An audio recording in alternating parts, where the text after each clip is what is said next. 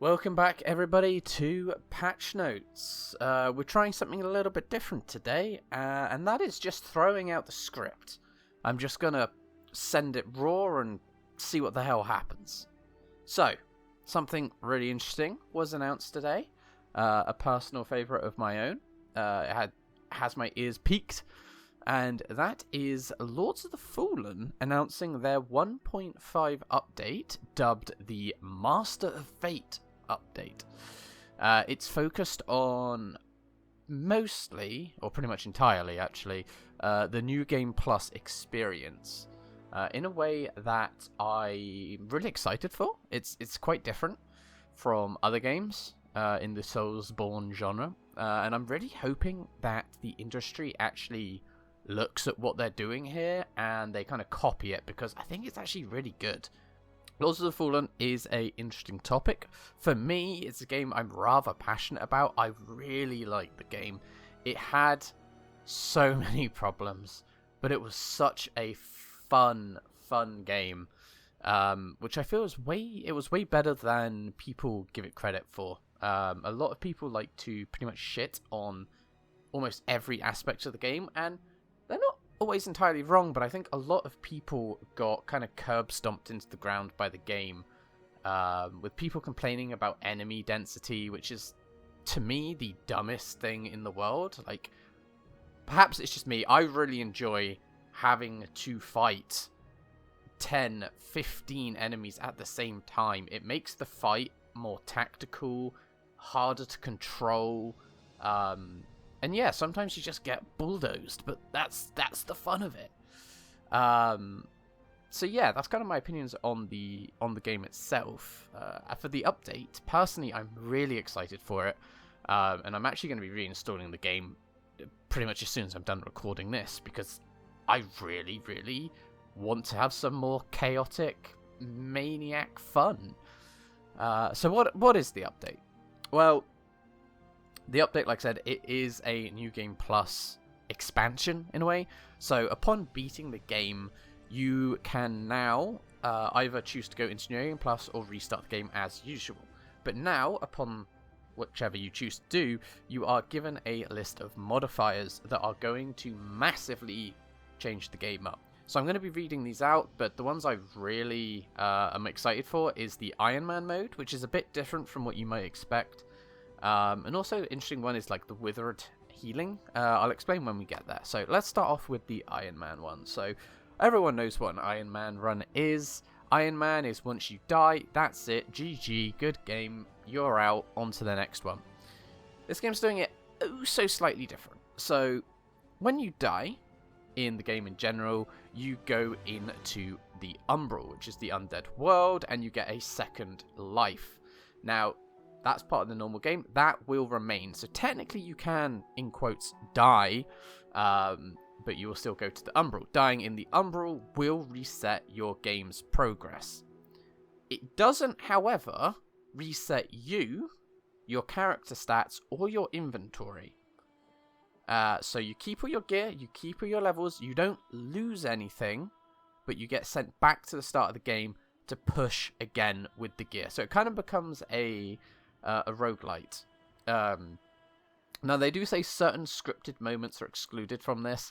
They don't say what it is, but I'm assuming that's Light Reaper, the kind of endgame boss that ambushes you like 3 times.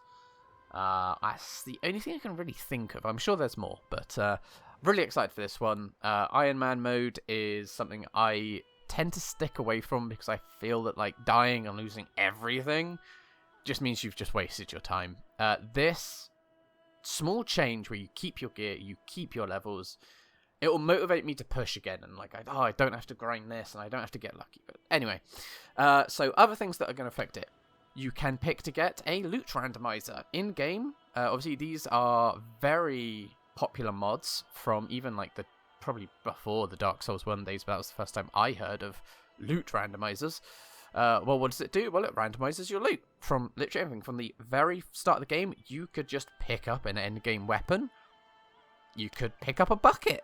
Like, it just changed everything from the items on the floor to what the bosses probably give you to what enemies drop. That's all random. Alongside this is another, obviously, take on a very popular mod, and that's Enemy Randomizer. What does that do? Well, figure it out. The clue's in the name. It randomizes the enemy. This does, however, not affect bosses. Well, it says it doesn't impact named bosses. So you're not going to see bosses getting shuffled around, which makes sense if you've played Lord of the Fallen. Imagine trying to fight the Crow in anywhere else. It just wouldn't work. So it's a bit sad to see that, but I get it. What else do we have? Well, going back to randomized loot, we have an option for pre-upgraded loot, which is a bit technical, but in essence, when someone drops something, whether it's the enemy or you pick it up, it comes pre-upgraded based on your player level. So that's probably something like, I don't know, when you hit level 60, everything you pick up will be level 6. Personally, I would rather they do it based on your current weapon, or your highest level weapon, just so you can do things like a no upgrades run, which I've already done for the game. It made it much more enjoyable to be going around with just a level 1 weapon and, you know, having to actually hit the boss more than twice before it dies. We also have more enemies, and this is just for people like me, basically. It doesn't say how many more enemies. I'm hoping at least double, if not more. It would be nice to have a slider, but hey-oh. We have Withered Healing.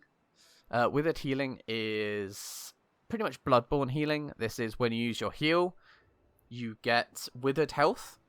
How do you get your withered health to become normal health? Well, you hit enemies in the face as hard as you can. Very, very fun mechanic. It forces you into a much more aggressive playstyle. Very excited to see how much that changes up gameplay. I know it's a lot because I had that one buff that, like, I think it was a lamp. Yeah, it was a lamp buff. Meant the only damage I dealt was wither damage or something. It was really interesting. So I'm hoping it does the same for your health. My god, I realised I talk a lot. We're 7 minutes in. Jesus Christ.